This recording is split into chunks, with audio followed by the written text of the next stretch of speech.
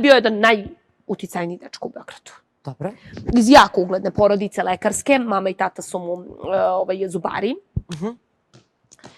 I on je bio najpoželjniji u klasi, iz kruga dvojke. Dobro. Sve iz kruga dvojke, ambasadorove ćerke, lekareve, unuke, mamine i tatine princeze, sve su bile zaljubljene u njega i sanjale da jednog dana budu sa njim. Vidiš da ja sam izašla uz Stefan Brown, ja to nikad neću zaboraviti, sva onako maskirana, ja bukvalno čeono udaram na njega, ja sam njega znala sa klase, sa vežbi, ali ništa mi tu sad, on je meni ubio simpatičan. Ja udaram na njega i kažem, čekaj, kaže meni, odakle ti na ovom mestu zaranđeli posećuju ovakva mesta? Čekaj, stvarno imao takav start. Kunem ti se. Ja kažem, pa povremeno iskoči iz raja čisto da vide koliko dobro raju da bi mogli da se vrate. I on meni kaže, šta ćeš da piješ, a ja ne pijem alkohol. I ako ja ne pijem alkohol, sećam se naručim Schweppes, Bitter Lemon. Kaže, ja ću. I mi tu krenemo u priču. Dobro. I ja kažem, slušaj, ti si pijan. A nije bio pijan, ali ja sam rekao da jeste. Rekao, ti si pijen, ti se nećeš ni sećati ovog razgovora, nećeš se ti mene ni sećati. On meni kaže, slušaj ti, ja tebe sutra zovem da idemo na piće u pastis i od sutra ti si moja devojka. Boga mi. Inače je Crnogorac, mislim, koji živi u Beogradu, crnogorskog roda je. Crnogorskog porekla je. Iz jako poznate uspešne familije. Koliko ste bili zajedno? Ne puno. Mi smo krenuli, 6 meseci smo bili, na primjer, zajedno.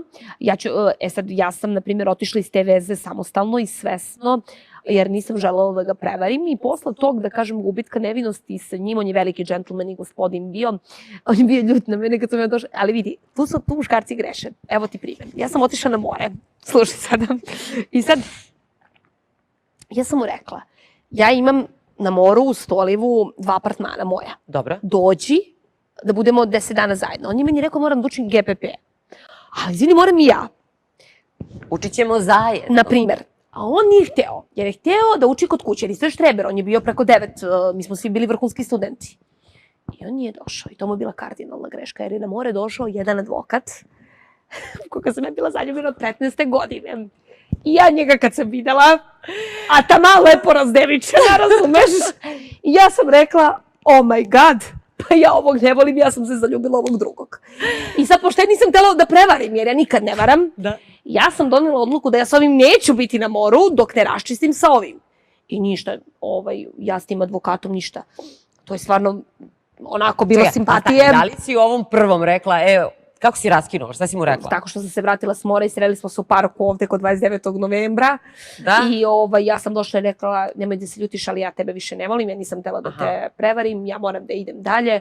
Tebi treba drugačiji tip devojke, tebi treba, i zaista to mislim, i on je sad srećan i oženjen i mnogo mi je drago i mnogo ga cenim. Jel ti bio u gostima?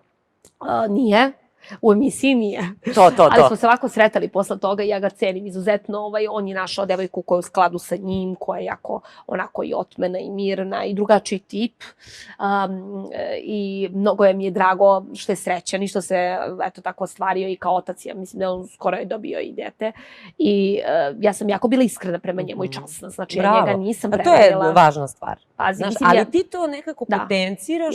Meni je to važno.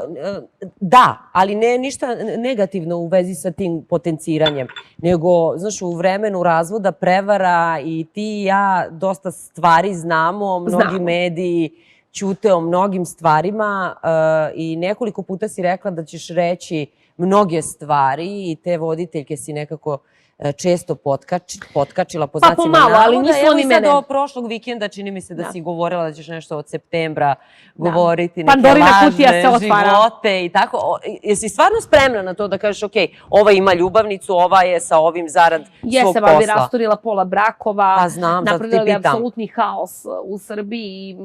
Šta sam ja tu sad da ja sudim?